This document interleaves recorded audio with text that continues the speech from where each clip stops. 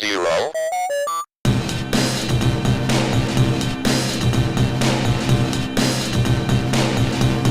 It's Radio Zero. Did I start it too early? It's Radio Zero with Rick and Rose. Radio Lab.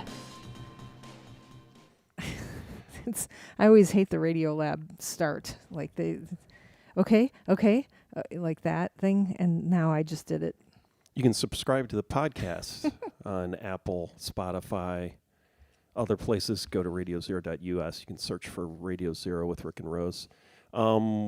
Happy New Year, everybody. Happy New Year's Eve. We're live streaming on Facebook on the Radio Zero page and the Poster Children page, on Twitch at PCJCUSA, and on the Poster Children YouTube channel.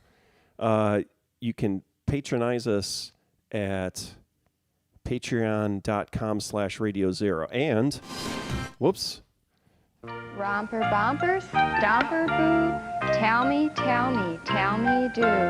Tell me, magic mirror today, did all of my friends have fun at play? We have a new patron, Brian E. Brian E., thank you. Thank you. Do we know who that is? Yeah. But I don't give out people's full names. All right. On the thing You here. have to tell me. Yeah, I can always. Yeah, if you want to know that information, I can always forward it to you. I mean, I feel like when we play a show, we know everybody's name in the audience. We know everybody. Even if there's a couple of hundred people there, we know all your names. So once again, we end the year with frigid cold. We have grass, as I said before, grass seedlings sprouting in our yard, and our neighbor is mowing their lawn. Oh, they are mowing the lawn. That's. I was like, why are they mowing the lawn? And yet, you were like, they're mowing the lawn, and I'm like, yeah, it's irritating noise. And now it occurs to me that it's December 31st, and they're mowing the lawn, which is kind of weird since we live in the middle of Illinois, and it should not be in the 50s, the high 50s right now, but it is. But tomorrow it's supposed to snain or whatever. We're going to have a winter storm tomorrow. Yeah. So today it's in the 50s. Tomorrow it'll be freezing. Which is, and Denver is on fire. It's Denver, right? Colorado, I think. So happy New Year to everybody. It's there was an ice age already, and we obviously lived through it. So. Yeah, this is not going to be an ice age. It's going to be just bouncing back and forth. Yeah, I mean, if you can handle it's not a problem. A week of I can handle it. Freezing weather in July, and then it goes back to being 100 degrees. I don't want it to be freezing. But in if July. it's only for a week, not for a decade or even just a winter, or a summer has no sun, right? Because there's a volcano, which happened 150 years ago, or more. It's just surviving as the temperatures ricochet back and forth. That's easy to do. Okay, just so you all know, this morning at 2 a.m, I think, is when Cobra Kai season 4 came out, and I have not watched it yet. And so all I'm thinking about is how I haven't watched. But I was like, I could probably stay up and watch the whole thing, and then I'll just be tired the next day. But I didn't, because I'm a responsible adult now. And then I just looked, and I guess there's only one episode out. Oh, they're doing it a week. Yeah. Oh, wow. Assholes. Okay, great. Why would they do that? Well, that's good. Good to know. I guess it's good because then I can learn patience. And then we can talk about it next time and not be completely behind. Yeah, I guess. Okay. So meanwhile, so I have a list of stuff here that we can talk about. We can talk about Don't Look Up, because that seems to be what people were upset about at the beginning of this week, right? It's I'm going to talk about that. So, and also I read a fiction book, which is kind of fun. I used to read back before Facebook, and so I was trying to get back into it. And so I read, the new Rick Powers book, which is really short. It's like 170 pages long or something like that. And it's supposed to be mind-blowing. And I heard him on Ezra Klein. I didn't listen to the whole thing. But, it's like about Buddhism. Like they were talking about Buddhism and meditation and stuff like that. So I was like, oh, I should probably read this. What's the book called? Bewilderment. And so So you know me, like I don't like I'm always. You guys are like, hey, let's go see Arrival, and then I say, does a small? I don't know anything about it. Does a small child die at the beginning of it? And oh, by the way, spoiler alert. And there, like every movie, every good movie, like a small child dies at the beginning, or the mom dies, or the dad is dead, or something like that. That's the character development. Is that something's got to die. Right? So I hate those types of movies, and I hate myself for hating those types of movies. I used to watch Clockwork Orange every day of a summer and laugh at it. Like I used to be so punk rock and be so crass and stuff like that. But ever since I had kids, like I can't, like when a small child dies in something, it biologically affects me. I just can't enjoy it. So Anyway, the mom dies right at the like the mom's dead in Bewilderment. Okay, spoiler alert. I'm going to spoil it for you. And it's really, really great book, and it's just as wonderful as all the rest of his books and stuff like that. But I was like doing this thing where I'm going to read 20 pages every day. I'm going to force myself to read words on a page that are not for work. And so I did that, and I'm really proud of myself for finishing it. But I did skip ahead near the end because I was starting to get a bad feeling about it. And it's just like so the overstory, like a really prominent character kills herself too, like in the there's what did we decide about? There's like a statute of limitations for spoilers. So like Overstory came out like a couple of years ago or last year, right? The Rick Powers book Overstory. It might have been 2 years. Might have been 2 years. He's going really fast. But, doesn't he? He does. He's like a guy who it's like a band album pattern from the from our era, I guess, was that you put out a record every 2 years. But so he puts out a book every 2 years, which is faster than most novelists, I think. I think so. Yeah. He even in the Ezra Klein thing, in one of the interviews, he was talking about how some writer, you were telling me about a writer who was, maybe it was him. You listened to the Ezra Klein interview with him, right? Where he used to, or somebody used to force themselves to write at the beginning of the day, and then they would enjoy themselves afterwards. And then whoever. No, it was somebody else, some popular writer. Some other popular writer. But everybody walks, like all the new creative writing tip is that you take a walk. Like everybody takes walks now. Have you done that? Me? Taking a walk? No, I'm not a writer. I sit in my basement and Overstory, Mike Berry says, was 2019. So a prominent character kills them. So like they're like somebody who's gonna save the world. It's always somebody who's gonna save the world ends up killing themselves. Well, okay. So the question is can you have a dramatic? Like, is it even possible to write a work of fiction without someone dying? That's and my question. It being serious. Yeah. And you know what? Mike Berry, who actually reads all the time, like he reads like 4 books every night, right? Why don't you tell us that? Because I can't fucking stand this. Because I was all, I'm going to read again. And so I was sitting on the toilet reading the Time magazine. My dad got our kids' Time magazine for last year, and so it's it's a great toilet read.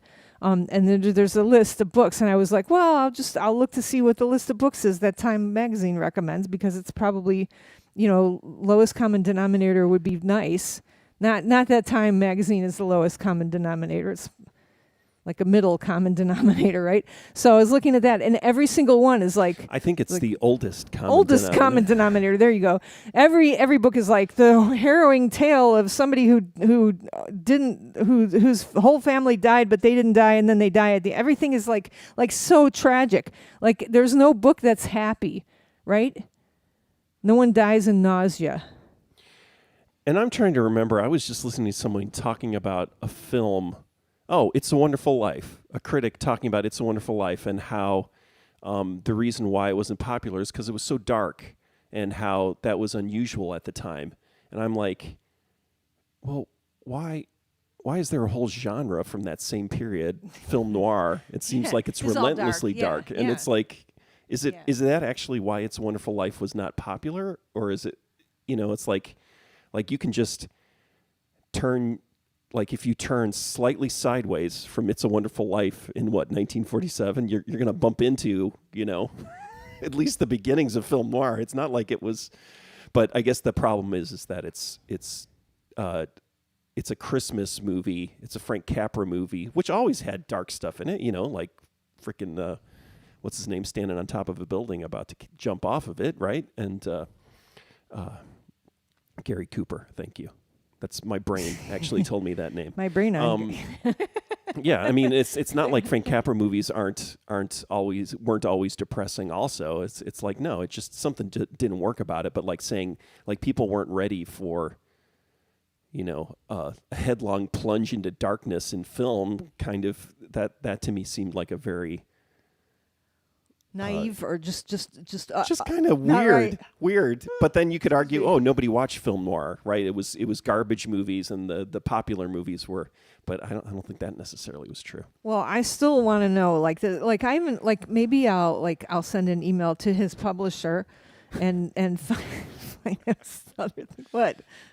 Dear sirs, you get your typewriter out. What the hell is the matter with this man? Can somebody give him antidepressants? Ding! Why does it have to be? I'm Why does doing somebody the sound have for to? it. Why does somebody have to die? Especially okay, so this it's a wonderful book. Everybody should read it. It's really beautiful. I somehow I was like, okay, what am I going to learn from this? Because it's like I have much respect for this author, so he's probably trying to tell me something. And then I got into a fight with a woman on the Rick Powers fan page too, because she's like, well, no kid talks like that. And I was like, well, my kids talk like that. And, she's like, no, it's just a badly written character. Like, she didn't say badly written character, but she's like, no kids talk like that. And then I said, my kids talk like that. And then she said, well, your kids must be exceptional. And I can't remember what happened after that. Anyway, all right, so this is a segue into Don't Look Up, because why does everything have to be so depressing, right? Why, and so then I was, well, then you and the 12-year-old watched Don't Look Up, which, again, spoiler alert, turn it off if you haven't seen it and you're planning on seeing it, but the world ends, okay? And it's a message, it's a climate change message, right? Sure. And it's no, I also think it's very, a message very about political too. Late stage capitalism and the dysfunction, our dysfunctional society. And you think everything is a message about late stage capitalism and our it is. dysfunctional. That's it's infected every aspect of our lives, spirituality, human communication, the reason why people live or die. It's all capitalist. It's all based on late stage. That's what late stage capitalism is. What? Why is it late? Because it's going to end? Yeah. How do you know it's late? Because it's gone to its. Well, it hasn't completely gone to its end point, but it's getting pretty close. It could get worse, couldn't it? Why do we know it's maybe sure. it's mid stage? Well, why do you think it's late stage capital? Just because that's just the term okay, that people use. All right. Right. Okay. Well, so let's talk about this. So you watched it first, and then with the 12-year-old. So and the 12-year-old I'll be was honest. Not happy. I don't. So Adam McKay, will what's his name's movies. I like. Anchorman and Anchorman 2. I was like going through. He did those. Yeah, and those movies are funny, but I don't find them hilarious. And as a snooty grown up, elitist or whatever, I'm like, okay, yeah, this is kind of funny, but it's like, wow, making jokes about sexist weather people and everything like that. I mean, and then for people to kind of turn around, and so when I'm watching Don't Look Up, I did not have any expectation of being rolling on the floor laughing. And then, to me, I'm just paralleling it to, God forbid I say this, Dr. Strangelove. Apparently, that would be sacrosanct. You can't compare anything to Dr. Strangelove or Network. And to me, those films are great. I think they're funny, but I don't laugh at them. Right. It's not like there's a fart joke in Network that just makes me cry, and it's like, no, the whole point of, and it is kind of over the top and a little bit pretentious. And, if they're great stories about Patty Chayefsky and, what's his name? The English director, the crazy guy who did Altered States. So Paddy Chayefsky, after he did Network, wrote Altered States. And so Paddy Chayefsky, the writer, was one of the few people that was powerful enough to, a writer in Hollywood that actually had power, and he could interfere with the production of a film. And so Network, is as much his film as, who directed Network? I can't remember. One of those guys. I'll look it up. But anyways, just the battles, and yeah, Paddy Chayefsky's always, going for a message and everything like that. So it's like that to me is like, so Don't Look Up is, I'm looking at Sidney Pollack? Sidney Lumet. Sidney Lumet. Okay. Lumet. And so, yeah, I mean, to me, it's like, well, yeah, when I watch Dr. Strangelove, it's like, okay, you got broad stereotypes of Texans, and it's like generals, British military, I studied American military, Bat Guano, all of the Terry Southern names in this, the ridiculousness of it, right? It's a total, it's La Puta. Yeah. The name of the base. Yeah. Like and so that kind of stuff, right? Yeah. Yeah, that's all. Yeah. But also you would say, well, that's pretty broad. I guess that's broad humor, and it's not like, I think even when I first saw Dr. Strangelove in the early 1980s, like calling a general or a soldier, Lieutenant Bat Guano, it's just like, okay, right? Is that necessarily that funny? It's not really that funny, and I find, I don't know, and so that was part of the issue, is where it's like, okay, well, Don't Look Up is not that kind of funny, and then the question is what kind of funny is it? It's you're laughing as the world burns, I guess, and that's what I feel like. It's the kind of funny in Idiocracy. So is it the kind of funny where you feel better than other people? Funny? I guess so. I guess in some ways it's superior, but I've also decided that sometimes. So I've had problems, self-reflective about my output of creative work as being relentlessly negative, right?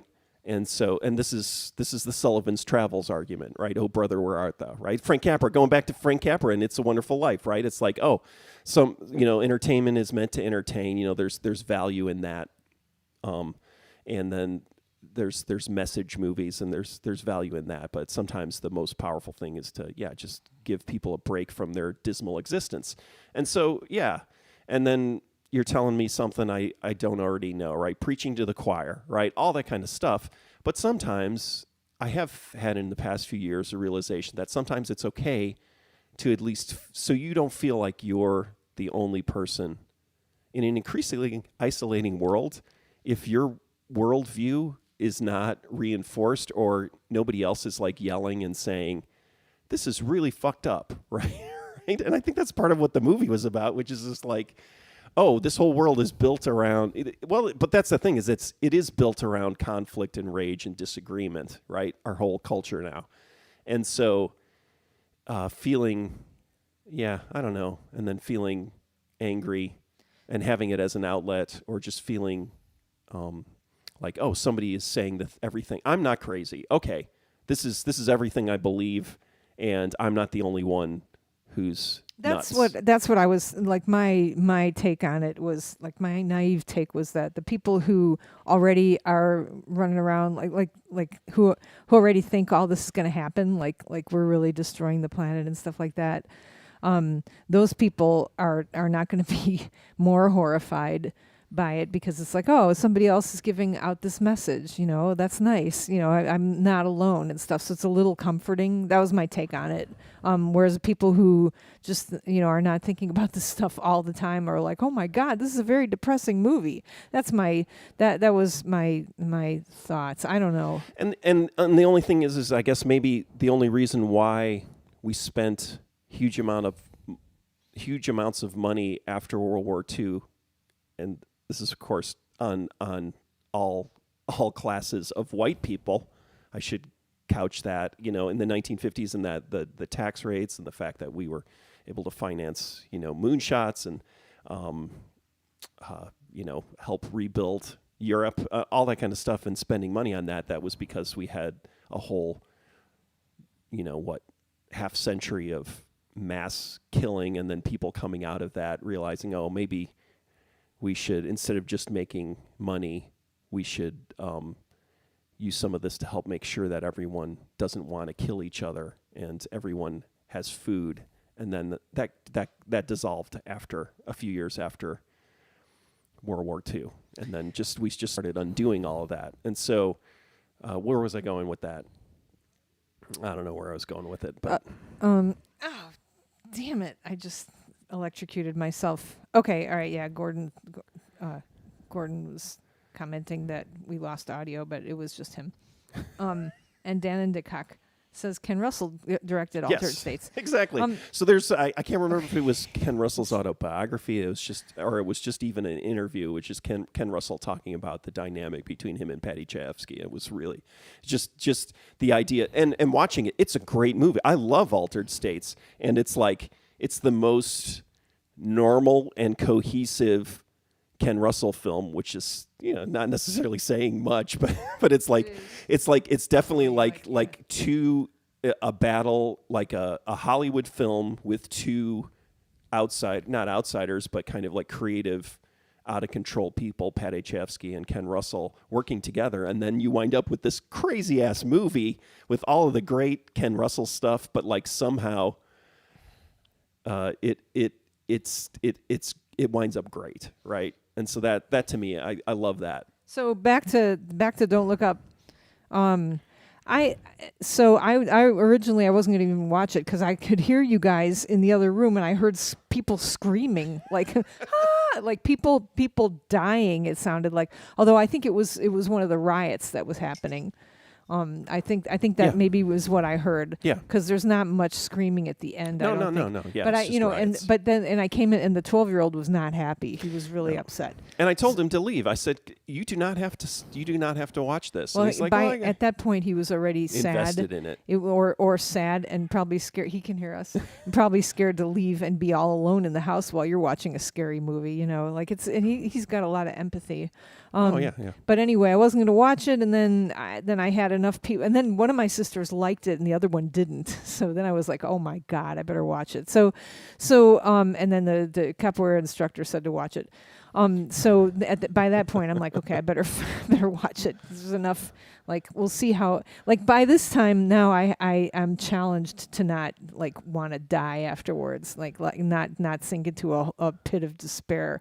So, and then I started thinking it's probably like Idiocracy, and you're like, oh yeah, that's exactly what it is like.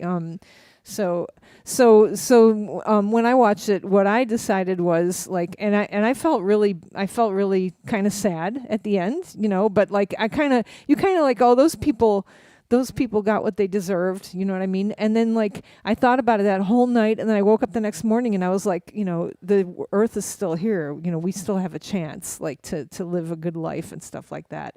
And I also like the ending where they're sharing their meal, together. I really, I think there's a lot that you can learn from movies where everybody just dies at the end. So that's when I was trying to figure out, like, okay, so the Rick Powers book, he's probably trying to tell us to live too through death. And I think did I talk about this the last episode? I watched Cherry 2000, which I had never seen. It's like this, I remember when it came out. Oh, yeah. Science fiction, kind of like a B movie, like definitely like not full on top level production, but Melanie Griffith was in it, and it's a guy going to get a robot replacement for his robot wife, right? A replacement body for his robot wife, and the director pulled this off. It's like obviously like one of those amazing. It's kind of similar to, maybe not Jonathan Demme's earlier films, where it's just kind of like, oh, there's more to it than just the B movie, right? Like it's like they elevate beyond it, in a kind of 80s film way in science fiction, better than A Boy and His Dog. I feel like A Boy and His Dog, kind of has aspects of that, but it's like it just I can't it's a little, to me, a little too crass. Anyways, so then I was like, wow, so who directed this? And then I looked, and it's like, what was his next movie? And it was like, oh, it was Miracle Mile. Oh my God, that's the movie. Yeah, I hate that movie. And so I was going through my mind. That movie just makes me so sad. I was going through my mind, like, how did James Cameron go from Terminator, right? That's kind of the same thing. That's what I was thinking, is the B movie level, and then James Cameron was able to elevate himself. Well, I think he did Aliens after that, right? But he was able to move up, right? And then I was like, oh, why didn't this guy who did a pretty amazing, like, kind of, thread, chewing gum and Scotch tape movie, that turned out really good. Why didn't he become James Cameron? And I was like, oh, because he made Miracle Mile, which is just so depressing. But it reminds me in some ways. I mean, that to me, I love that movie too. And there's absolutely that movie no reminds reason. me of After Hours. Yes, and After Hours. Yeah. So there's definitely something wrong with me where, like, for me, I'm entertained by these kind of apocalyptic, dark, what they call dark humor, I guess, right? It's just obvious, right? Stereotypical kind of thing. Tangerine Dream did the soundtrack to Miracle Mile. What? Really? There is like a note. I always say there's a movie, note right? through Is the it whole movie. Tangerine Dream? Yeah, I can't remember. There's this note, like a low B or something through that whole movie. And I can't even be in the house if you're going to watch it. I hate that movie so much. It makes me so sad. Yeah. And it's not really that much fun for me to watch After Hours. And that's not either. funny either, but it's kind of like, oh. No, now those movies are not supposed to be funny. Well, Miracle Mile. No. Yeah, Miracle Mile's not supposed to be funny. It's dramatic. It is traumatic. Traumatic. After Hours, I don't know. I don't understand. So After Hours is Tyler, hilarious. do you know this person named Tyler is saying he can't find any decent asparagus. It's just looking for asparagus. Is that a climate change thing? Is that why you can't find? Yeah, or Or I don't know. You could probably grow it here now. Yeah. I'm feeling people can grow asparagus. It just takes 2 years to grow. Okay, so anyway, all right. Are we done with Don't Look Up? Sure. So I mean, watch it, get depressed, and then think, oh wow, we still have more days. Like the world didn't end today. That was really weird. Like I thought the acting was really good too. You know what I mean? Like, Meryl Streep. I didn't as Donald Trump. I wasn't sure about that. I wasn't totally sure about it, but I thought that what's her name? What's Katniss's I think the name? moment, like, even though it's obvious, again, it's like where she's saying, "I hear you," staring at him. Mm-hmm. The Leonardo DiCaprio, the scientist character, and staring at him. I mean, I thought she did a really good job of telegraphing the insanity of that, or just the complete, manipulation of it. But maybe it was over the top. Tyler is saying is the final meal in Don't Look Up had asparagus. Oh, okay. Wow, man. See, we need to watch it again. Yeah. So I thought they all seemed like you did watch it twice. At the end in the final meal that they were eating, like they seemed, that's how I would be acting if I was sitting in the final meal. Yeah, no. What was the stopped motion? And that's to me is like, so that's why I likened it to Miracle Mile, is because at Miracle Mile, the ending, it's like a full on kind of like sprint, pretty much through the whole film, and then just right in the final moments, it's just like, okay, all right, it's just kind of that release, and I like that. I mean, I feel for some reason I like those kind of endings. Right. But I also like films where people don't die. So that's my biggest problem with, like, what is it? The Al Pacino version of Insomnia, right? The Christopher Nolan version of Insomnia, because Al Pacino dies, and it's so much more devastating. The original is so much more devastating, where the main character doesn't die. He's like, he has to keep living. And it's like, okay, this is the difference between a Hollywood movie and a real movie, where it's just like, and I think I also like films, like, it kind of goes back to your books where people don't die, but it ends, and it's like, oh, this person's going to have to live with this for the rest of because in some ways death is an easy way out. Yeah, exactly. What about, so at the end, right at the end of that movie, still talking about Don't Look Up, there were like kind of still shots. Did you notice that the frame stuttered? Why is that on purpose? It may have been a reference to Failsafe, which is the serious version of Dr. Strangelove, if you've ever seen Failsafe. So it came out around the same time. My memory. Very, very similar, except not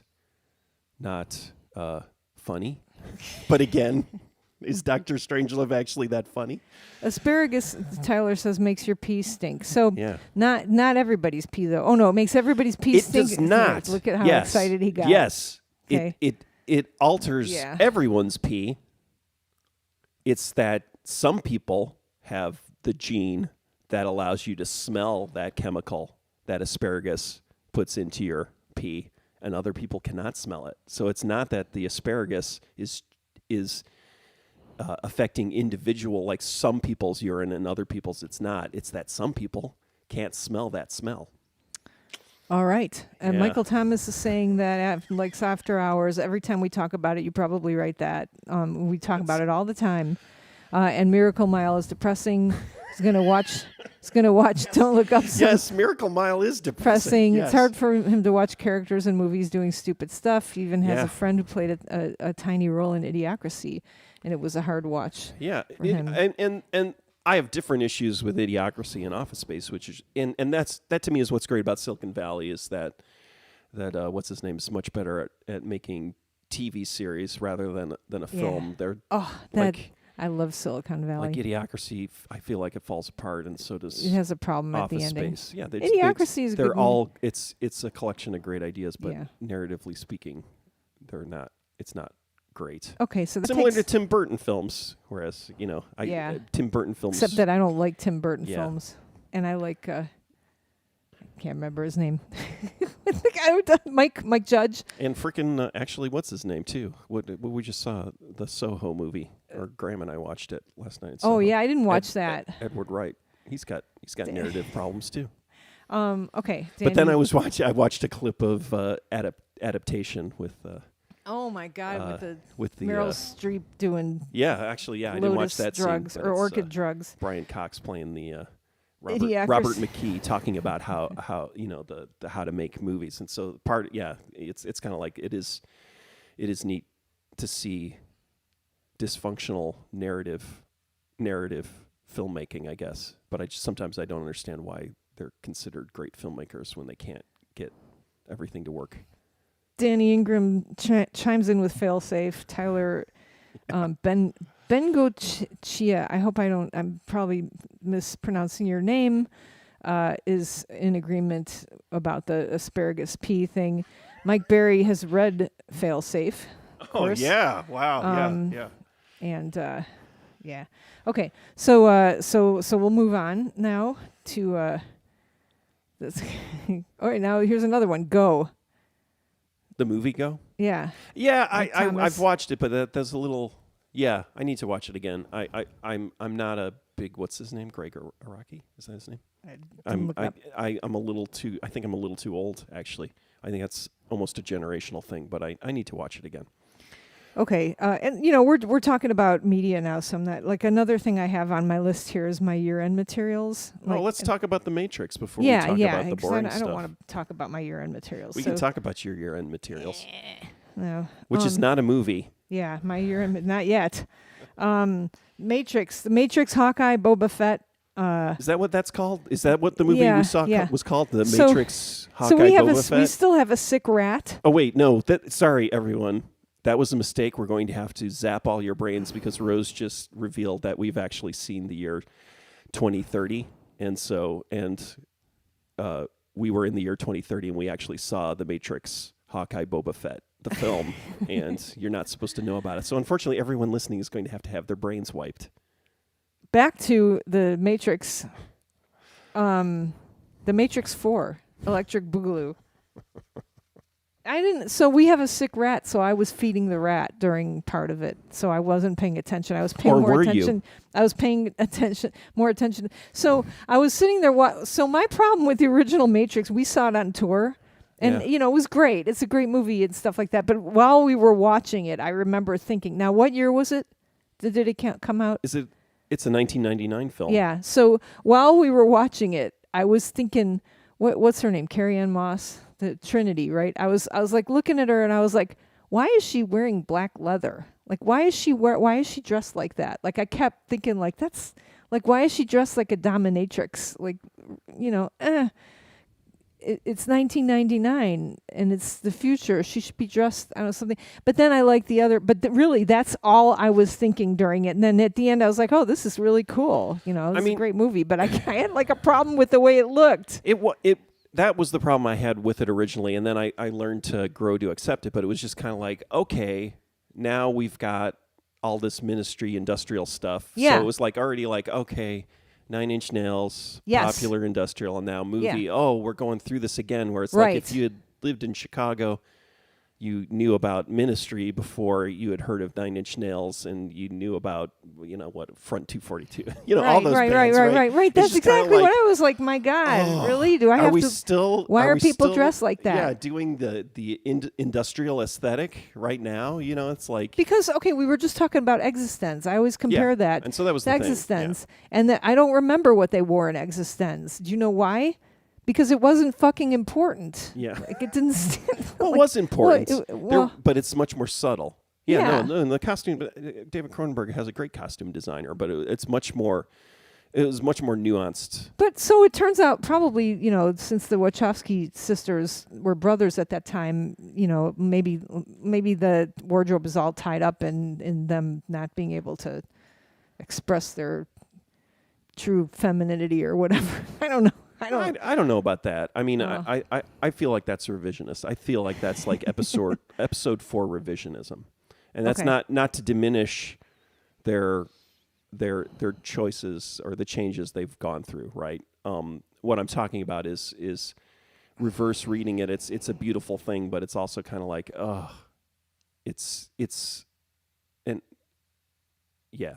I mean, I'm not gonna deny it. What I'm going to say is I'm not going to have it be an overriding thing, because it's kind of like, no, it's a mashup of all of these kind of cultural sort of things that were bubbling under in the culture that kind of all got fused together into the mainstream. Asparagus is a ground thing. It grows in the ground and it takes 2 years to grow. Tyler's still talking about asparagus. So the new Matrix movie. So we watched the first Matrix movie. I watched it a couple of times. I like all the shooting and stuff. I like the martial arts stuff. I was anxiously waiting for the second movie. The second movie came out and I was pretty sad. And then I was, kind of skeptically waiting for the third movie, like with dread in my stomach. And that proved fruitful. What? Fruitless? Fruitless? No, it was terrible. It was horrible. The third movie, I hated it. And then I started thinking, okay, well, that's when it got so philosophical, and I wasn't into that sort of philosophy at the time. And I was like, okay, this is for somebody else, I guess. But I'm sad because I wish it was for me. I liked it. I like the idea that we're not reality is not. Like, our reality is not the true reality, and you could wake up. I like the idea of waking up, right? So not going to trash Hawkeye. Yes, it takes 2 years, Tyler. Let's just talk about the Matrix, though. The Keanu Reeves, Matrix. the only... So and I like Keanu Reeves. He's a nice guy. I like him, but his acting, I mean, it really... I think he needs to be nurtured with good lines and a good script, but I need to review again. I need to go back and review every Keanu Reeves movie I've seen, besides the Bill and Ted movies. Damn. And yeah, so what is it? River's Edge. Oh my I always God, remember I forgot him being about really that. amazing in that, and then and so I remember disliking. Yeah, and so also remember seeing him again in this Matrix film. It's just like, wow, I don't like. You didn't like his acting style? I don't even.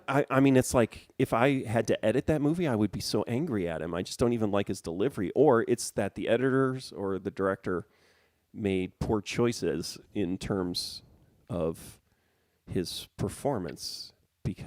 And so I'm trying to think.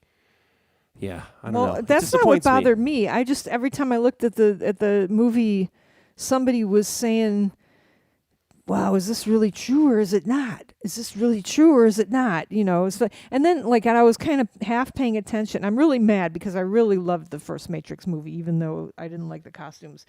So I was kind of half watching it, and then I kind of got the gist, you know, the video game thing, and that fact that they were trying to make Keanu Reeves think that he was crazy, and I was like, oh, that's kind of interesting. And then they said they broke the fourth or fifth wall, right? They did the thing where, well, Warner Brothers wants this to, you know, why is there a Matrix? Why is there going to be a Matrix 4? Is that what he said or something like that? And they're like, because Warner Brothers wants it to be. And then I was like, wait, what? I think we all looked up at the, what?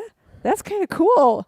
But then I started paying more attention to the You know what that is? And so it's kind of cool. You know why it's kind of cool? It's because, you know, basically it's the same thing as when we decided not to do the Dockers, you know, live show where you played on a stage and then they were projecting on a stage.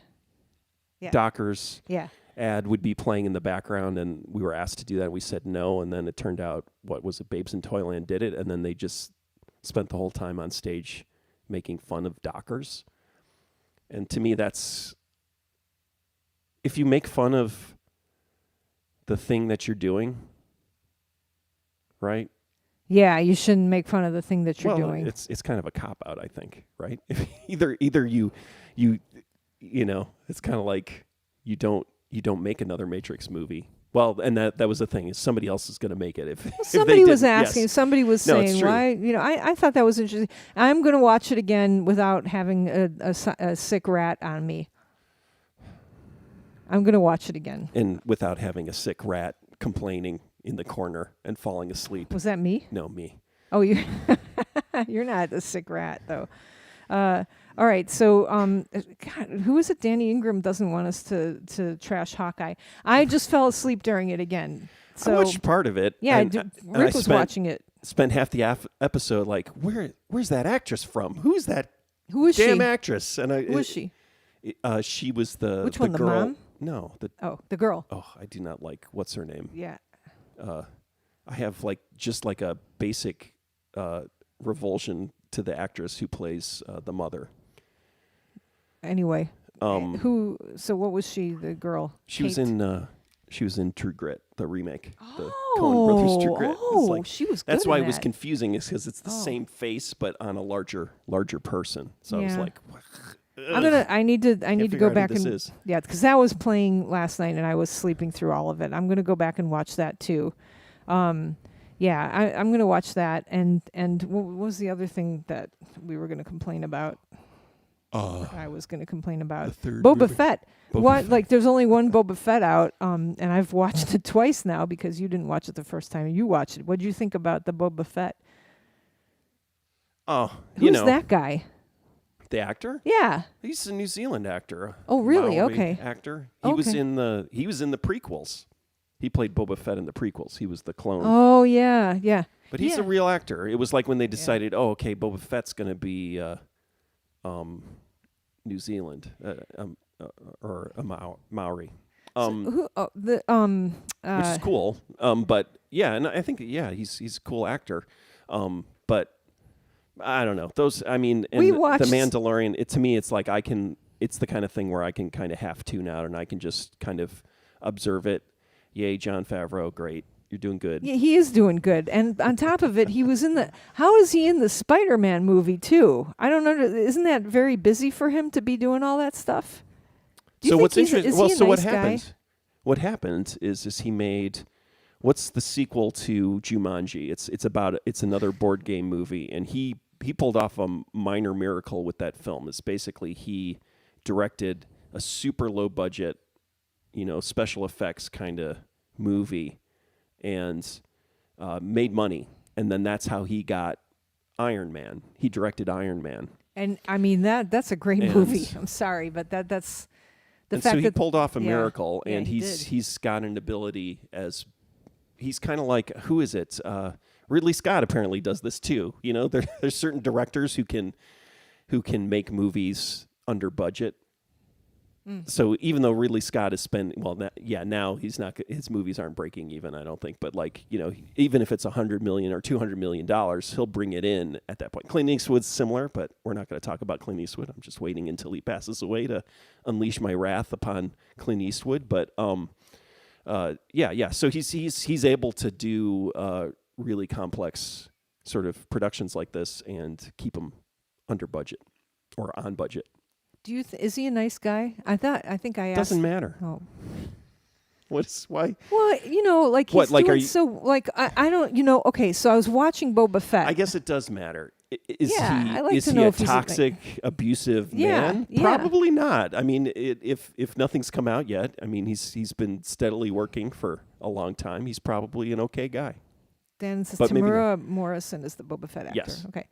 Yeah, I'm just I was watching the Boba Fett and like it like from the first couple of like the first shots inside Jabba's old palace. See, that's where you see it's like, oh, okay, and then they're like the those, shots that yeah. they had. So the more I think about it, if I let myself think about it, like the pig guys. I'm sorry, I'm interrupting, but the pig guys, right? Oh, the pig guys show up, and it's like, ugh, okay, pig guys. Well, okay, go on. But what? So the shots, like there was a shot which is right where you saw Luke Skywalker walking in, like on like the third movie, and it was just that's where he was. But it's just a shot of that spot, And it's so I was like I immediately recognized that. I immediately recognized where that was, and I immediately knew, like even where it was in the timeline then, or like at least I thought I knew where.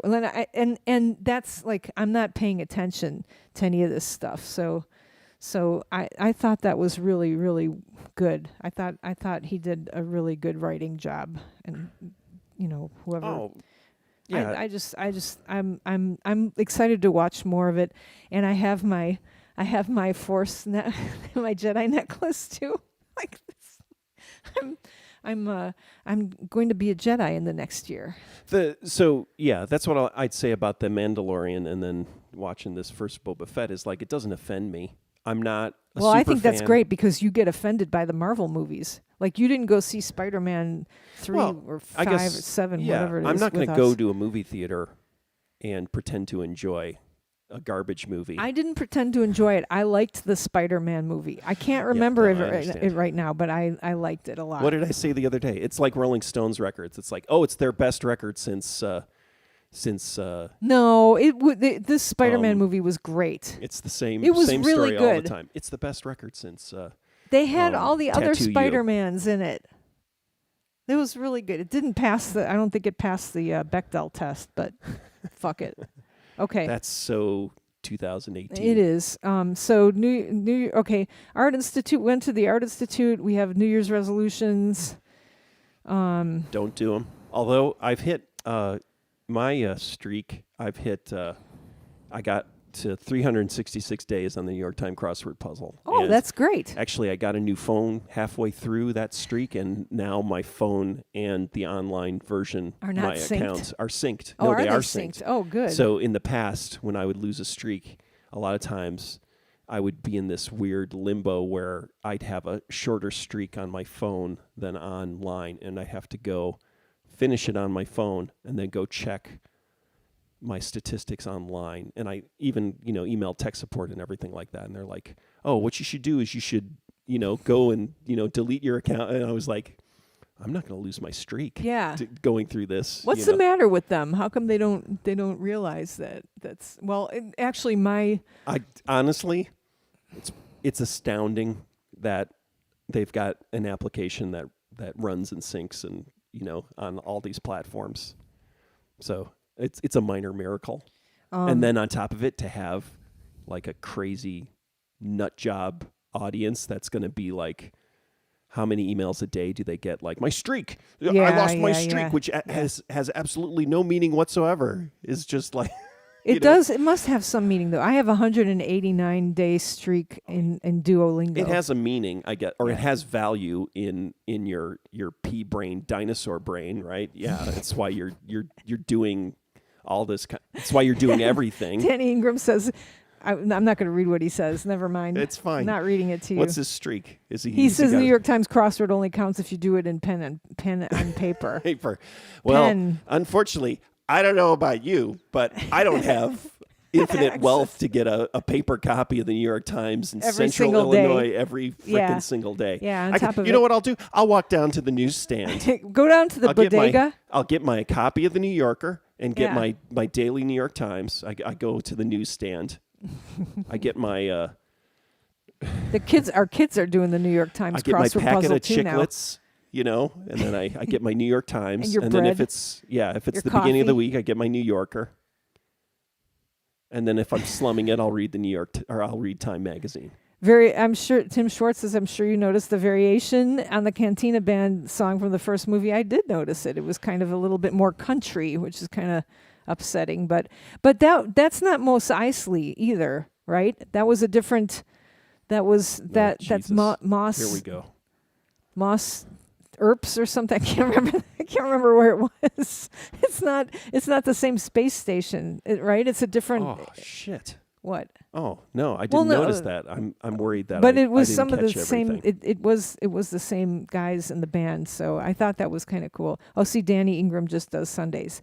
That's Yeah. not a streak, My mom does. friend. So this is the thing. Is my mom? Yeah, that's what my mom does. Is she does it online during the week, but she does Sundays in pen and paper. Yes. All right. Let me ask you this. I may as well ask you this. Oh, Bitcoin is down. My year-end materials. I haven't done my year-end materials yet. And I'm at this point. I got it like something on my tongue. At this point, it doesn't really matter that much because I do a lot and I'm not going to be rewarded for it. Like, I don't think, right? There's not like. What do you mean, like? Like, I'm not going to get paid more if I say more things for my year end. I did so much stuff this year, right? I became the director of our program, right? Yeah. And I still taught all the classes, like the first. So this is why I had a fight with our 18-year-old, by the way, about being lazy, because I was reviewing in my head. I was like, okay, so I became the director of the program, and that was kind of hard because I had to learn all this stuff. Like I had to learn a lot of stuff, like for being the director.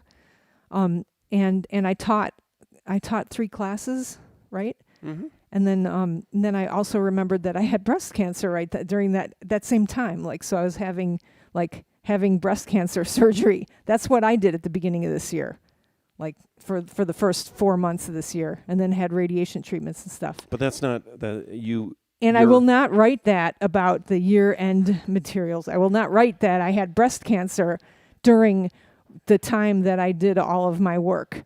But I kind of almost like, I kind of want it, like I'm edging towards like wanting to say something about it. And I don't want to. I won't say anything about. But I'm past. This is like where you wear your own band's T-shirt. You know, like when you're old enough, you're like, you know what? I'm almost 60. I'm gonna wear my fucking band's T-shirt. Like, and I'm past where anything like where they're gonna announce it or mention it or anything like that. But was also thinking, this is so if I have employees and they're sick, I don't want them to feel like they have to work through it. You know what I mean? I don't want to normalize working through something terrible. Because everybody's situation is different. Yeah. Now, I've had to think about this, and I'm coming to terms. So the reality is, again, let's talk about late stage capitalism, right? So that's the reason why people aren't working is because it's been fucked up. It's been fucked up for a long time. We have exceptional jobs. We do. We are so lucky. And we're so lucky. We're allowed to not manage ourselves completely, right? We're allowed to structure a lot of our time. Some of our time is structured, but some of it is not structured, and we have to get the work done. But every year we get evaluated. We get evaluated by our peers, not just a manager, right, type person. Our peers and our students. And students, right? Yeah. So to me, that's a fair. Well, no, I think that's an ideal situation. I think it's a wonderful work, sort of a system of work, right? Yeah. Is so it's a balance, right? And it's not all joy, but I think it helps for it making a somewhat satisfying, a very satisfying work environment, right? But other people are not existing in that. And so that idea of working, you should work 80 hours because that's hard work, and that's good, that kind of Protestant work ethic, which is total bullshit, right? It's an early example of equating morality, spirituality, sort of your life with making money for someone and making money for yourself and being part of a for-profit endeavor, right? It's an early version of this crazy lunatic philosophy that we've been building our society around for the past 40 years, and it's falling apart now because people can't afford to do anything, and they can't afford to be happy, and they can't afford to exist. But what I came to the realization is like when you say things like their conversations about, it seems like our students are all, upset, and everyone's, unhappy, and everyone's stressed out, and everyone's freaked out, and it's like a lot of times what someone from our generation might say is we had it so hard, and it is, you're complaining, I walked a mile through the snow every day, that kind of stuff that every older generation does, that kind of revisionist idea. And so what I'm kind of trying to interpret it now is like, well, wait a minute, if so many people are suffering and not functioning, maybe it's not a problem with them, right? Maybe it's a symptom of the world we've built. And there are fatal flaws in the world we've built, which is obvious. To me, it's an obvious thing. Yeah, that's absolutely right. The reason why everyone, or not everyone, but a lot of people are dysfunctional, like put that in quotes, air quotes, is because we've built a dysfunctional system and humans can't exist within it. Yeah. All right. So I don't have to be mad about people complaining about like, I shouldn't have to work like this. Because I was actually like, I used to have to clean toilets, and I used to have to suction blood out of people's mouths, and I used to have to do this, and I didn't get paid at all because I worked for my dad and stuff like that. The problem, so I feel like, well, the problem is that people are not getting paid enough, right? Like the people who are in charge are too greedy, and somehow they've been able to take enough advantage of workers so that like jobs are shit. Jobs are not worth anything. Well, so the thing is academia is a special place to work. And this poisonous philosophy has invaded that. It's been relentless within academia, turning it into, it's a beautiful thing that they did, which is to say, well, academia has to be run more like a business. And it's like, well, okay, if we run it like a business, then we're going to have to pay these coaches, $1 million. Or this head of the medical school is going to have to get paid as much as a guy who runs a hospital, right, or runs a whole medical company, right? So we have to pay that faculty member, that director of the med school, $1 million a year. And then those people turn around that say, you've got to turn academia into a business. It's got to have managers. You got to have more administrators, right? You need to make it. It's got to be more for profit. And then they turn around and then start pointing and saying, look at this fucking guy who gets paid $1 million to run the med school or whatever like that. Look at how much administration you fucking have now. It's like a. It's the same thing they did with the post office. So like, the fucking mail's not being delivered on time anymore. And it's like, look at that. You fucking ATF isn't taking care of this shit, right? The ATF's supposed to take care of this shit. Starve the beast. Yeah, total starve the beast. And so the thing is when you start hearing that stuff from people who are working in a work environment that's not built purely on profit, right? It's built on, you get deferred profit, like pensions, right? The idea is that you're getting paid half as much, and I always tell the story when a student was graduating and said, can you give me some advice? I just got this job offer, and is this a good starting salary in the web development field? And I looked at the starting salary, and it was my salary as a teacher, as the person who was teaching you. 40-something-year-old college teacher. And I was like, yeah, that's a great salary. And it's like, okay, but I'm getting, that's great. In theory, I have a job for life now, right? Yeah, we're very lucky. And I'm personally invested in the well-being of that university, right? Of this university and the culture and everything like that. So when you start hearing people complaining about their work environment, start analyzing, well, what is it that they're complaining about?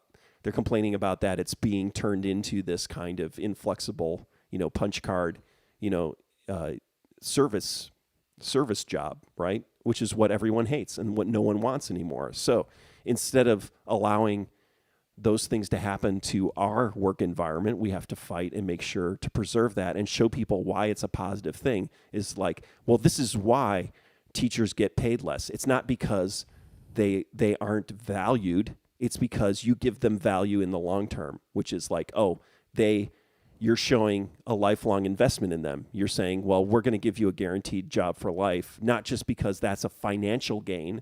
Like, I wish I had a guaranteed job for life. It's like, no, it's also that you say to yourself, well, wait a minute, I'm invested. When somebody suggests some kind of bullshit, executive decision, we're going to fight that because we're going to be here in 20 years. I don't want this institution to fall apart. I want to fight for it, as opposed to these short-term bullshit, solutions that everyone wants to do. And so to me, that's how you build, a good work environment. Not that you can do that in any other job in the future world that we have, right? It's going to be the exact opposite. It's like every job's going to be, a gig. It's going to be like a gig economy. That's not exploded. This is not exactly what I was asking. I don't think you can help me with the answer with what I'm asking. I'm really just thinking about people who people in our faculty. Like, would I want it, as the director for another couple of years or however long I'm going to be, director, like somebody who's on our faculty, would I want them to have to work through some sort of an illness like that? Would I be like, is that something that I would expect? Like, no, you shouldn't. And that's the problem is that's, I think most people, and everybody's different, but so, you don't this is not a question for just your job. Yeah, right? I understand. It's a question for everyone's job, which is like, no, I'm not filling out everybody's year end paperwork, just mine. Yeah, but the thing is that's a problem that's infiltrated every aspect of our society, and we've been somewhat isolated from it, but still, it's still an issue. All right. So I think I'll just send an email, like a separate email saying, by the way, this is, I want you to be aware of this, and I'm thinking about this, and I don't want to be, I don't want it written in my record or anything like that. But this, we need to think, like, no, you think I shouldn't? I think there's no reason to talk about medical issues in that unless you took time off, because you can't have it both ways. That's true. I didn't take any time off. It's kind of the same thing as what I was complaining about with that fucking Matrix thing at the end. It's like, okay, if you feel like you did a good job, you're saying you did everything good. Yeah. So you're doing some kind of preemptive strike where it's like, oh, and by the way, I was sick, so give me more credit. Or if you think that maybe I'm not working as hard, here's something. So the thing is that you either take the time off or you decide, I'm not going to take time off because I can do the job, and I've done the job as well as I can. Yeah. And I made that decision. In fact, you kind of putting a star next to what you did is actually undermining everything you did, and basically saying, I want. Okay. All right. That's why I'm asking you for your credit, opinion on this. But it's almost like, well, maybe you should have taken time off. Why didn't you? If you feel like this is, I don't know. That's my thought. Yeah. Okay. It's not to diminish what you went through, but the thing is that you could have I'm kind of reviewing what I went through, this year, and I was a little angry about it. So that's all. This is the thing. And people say, oh, well, you've got tenure, your life is easy, and everything like that. It's and people go through annual reviews in their jobs, everything like that. But it's a difficult thing. Right, I go through a huge emotional upheaval every time I have to do this, where it's like review myself. Yeah, okay. So then just welcome to my world, where it's like, you go back and you evaluate yourself. I know some of you guys do that. Yeah, some, and then others. Some professors are really freaked out about it. I know some others who are also, and then I also know others who are just like fill their year-end materials out in pencil and stuff. I know that, and it's real interesting. But that's interesting to me. Sorry, go on. I think Well, yeah, no, but it's an emotional thing, right? It can be. Yeah. And well, no, yeah, it's just evaluating yourself and questioning and yeah, self-evaluation is difficult, right? And so you're not maybe necessarily experiencing self-evaluation, you're reviewing your year. And you're I'm like, what wow. the fuck did I just do? Yeah, yeah. exactly. That's kind of what I was like. I'm not worried about. Ooh, I hope everybody thinks I was good enough. I'm not worried about that. Okay, right, but I'm saying, yeah, it's your kind of caveat thing. I don't think that's. No, I won't do it. I won't write anything. Okay. You're right. We're You'd be over having an hour, by the way.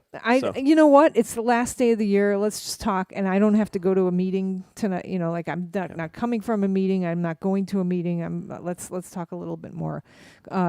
Let's talk about any New Year's resolutions, and then also the Art Institute. We went to the Barbara Kruger thing. It'd be neat to just talk about walking around the Art Institute. That could be the last thing we talk about. Do you have any New Year's resolutions? No, don't. This is every year. We go Every through doesn't. this. I started my New Year's resolutions last week, so they wouldn't be New Year's resolutions because Rick doesn't like New Year's resolutions. He thinks that any day is a good day to start a new habit. When you decide, you don't wait. You decide. You do that day. You say, I'm gonna change this. Right. To so I hinge did it that. all on the beginning of a year is ridiculous and creates a huge amount of stress too. Where it's but it also gives you an out. It's like, well, you know, January 31st, I didn't pull it off. Oh well, right? You know, it's like, well, okay, February 1st, start again. You know, if it's something that you really want to do. So I understand it, but I found a application so that I could check things off because I won't meditate now unless I can click that I did something. Mm-hmm. Your dinosaur brain. My dinosaur brain. And then there was something else. The reading, I got to click that. I think I've noticed just from the Duolingo stuff that like, oh, you know, I have a 189-day streak. I don't think I've ever done anything besides like eat chocolate ice cream every night for 189 days without a break. So I was like, okay, so it seems like getting me to, I can get myself to do like to spend 20 minutes. And I have a problem getting myself to like do something that I kind of enjoy even too, right? I won't take a break just to do something I enjoy. So this productivity, I just thought of a metaphor for this productivity method, which is, so the first I always heard about it was, not that this was the first person that did this, but like Jerry Seinfeld had a calendar, right?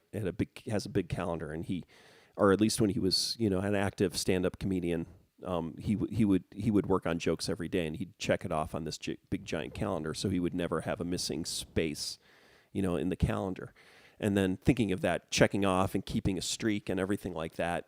But then also, who else does that? It's like, prisoners in a prison cell marking off the number of days they've been in prison. So, you know, there's two sides to it. So I'm trying to balance the to-do list and the checking things off with also that idea of being, you know, marking time, right? Which is it's maybe is a rationalization for not keeping a journal. It's like, why didn't I ever keep a journal or a diary? And it's like, but I have my little notebooks that I write stuff in, and I just keep them, so they kind of act as a journal now without having to actually be a journal. Tina is with you and is not going to do any New Year's resolutions. But the thing is, he does New Year's resolutions. He just doesn't call them New Year's resolutions. I call them New Year Revolutions. Yeah. My new book coming in 2020. New Year Revolutions. Okay, and then so to finish it off, we went to the Art Institute. Yeah. All right. Happy New Year, everybody. What's weird is I turned on the free TV and the scene, and Ferris Bueller was on, and it was the Art Institute's scene. Oh, how funny. Oh. It's interesting to see what's changed in the Art Institute, actually, where the different famous paintings are and what's around them. Yeah. Stuff has moved around. Well, okay, so you know, my favorite, the ready-mades and stuff are my favorite things, right? And then the Cornell boxes I always love and everything like that. And I love the Barbara Kruger stuff. And I thought it was interesting that, you know, the 12-year-old was like, what the fuck is this? He was very, like, my at some point, like I was trying to talk to him last night. I was trying to explain to him why a urinal belongs in a museum. The urinal is not in that museum, but there's like a coat rack and there's a wine rack. There's a drying rack. Yeah, and then there's something else. Oh yeah, no, the coat rack is hanging the coat up rack hanging up really high, stuff like that. The Duchamp. Yeah. Ready-mades. And the Barbara Kruger, so Barbara Kruger is like Jenny Holzer, like it's slogan artwork, like Helvetica slogan artwork in, real black and white. I like the Futura. So that's the thing is the typographer. Oh, it's not Helvetica's Futura. Well, some of it is Helvetica, I believe. And so that's the stuff I don't like. Yeah, you were having right. Yeah. But so Tyler, if you, I'm talking about Duchamp, Marcel Duchamp, the urinal that he put in a art exhibition. So there's we're all into urinals here. But just talking about ready-mades, like finding something that's already been designed. It's like a sample, right? Yeah, and so that's what I was trying to explain to the 12-year-old. We had this, talking about sampling. Do you like music that has other people's music and in it, and it didn't go anywhere. And then he's also abstract expressionism is just like why oh great I was trying to say like Ellsworth Kelly was going through is like looking at all the Ellsworth Kelly stuff, and I'm just trying to talk about it, and he's just like. It's just like angry. It's just like that's not art, right? And I'm trying to explain to him the whole thought process. I talked about photography and then I heard all like of what it. the role of the artist is and everything like that. It's just lost on him. But the thing is you know what? It's over, right? That whole discussion is moved on. I think. I don't think. I mean, there's a place for it in a historical aspect, but even trying, you're trying to explain. Why it seems art is in a hospital like situation, right? Hanging on these white pristine antiseptic walls, and you have to go visit it. I think that's a timeless. To me, it makes sense that a 50-something,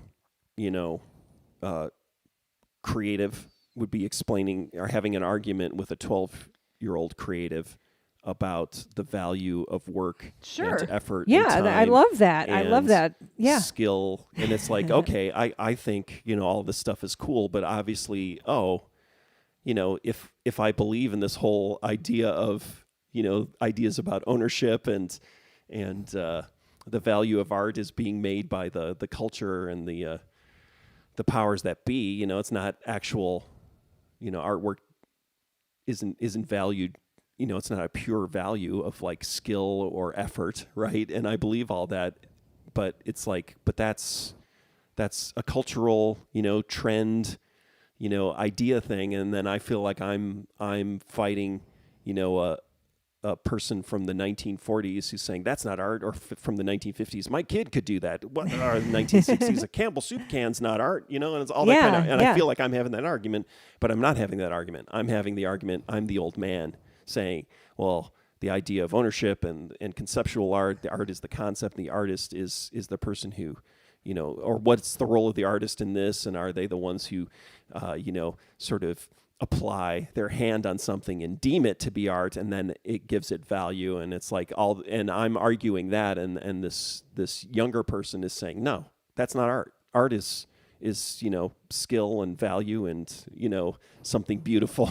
Is like last night we weren't even talking about it last night. I asked him what while we were brushing our teeth. I said what was your favorite art in the museum, and he said the Monet.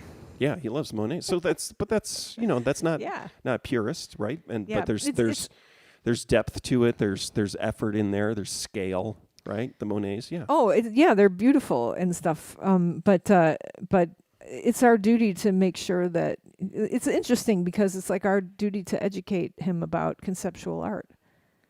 But as parents, is it necessarily? I mean, that's kind of something we know about. It'd be like if I knew how to fix a car, I'd need to teach him how to fix a car. It is valuable.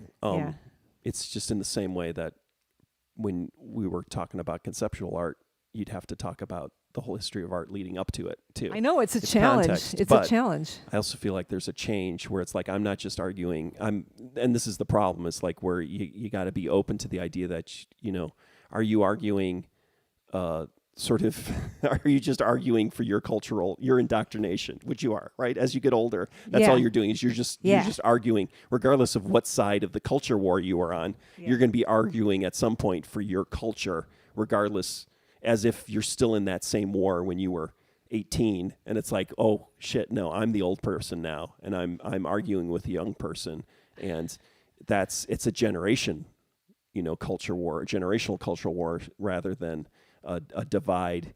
The kind of us versus them divide. Ugh.